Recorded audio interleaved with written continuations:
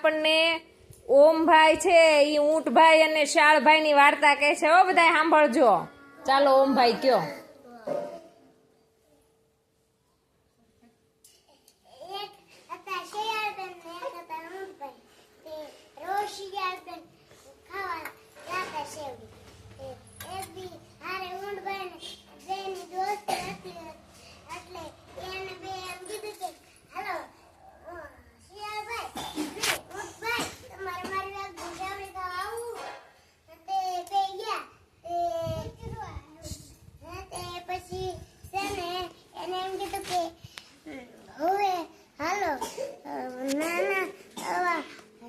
હું કેવાય શિયાળભાઈ એ તો એકદમ ધરાયરા.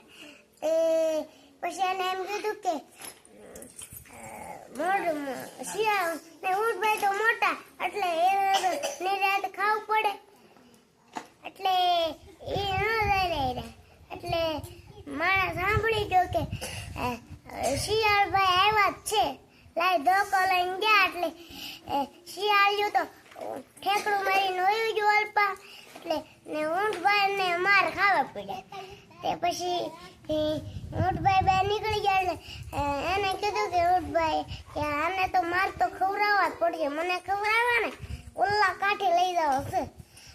ચાલો ઊંટભાઈ નહીં શિયાળ બેન મારી માથે બેસી જાવ. તે પછી છે ને એને એમ કીધું કે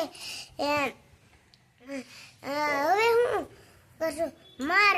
પછી એને એમ કીધું કે મારે ત્રણ કરવી જ છે. એને એમ કીધું ઊંટભાઈ હાલો હમે કાંઠે. ઊંટભાઈ શિયાળ બેન ને લઈ ગયા. તે બે ગયા. તે શિયાળ જે ઊંટ માંથી બેસી ગયો. તે ગળું ખાવાનું મનશું ઊંટભાઈ ને.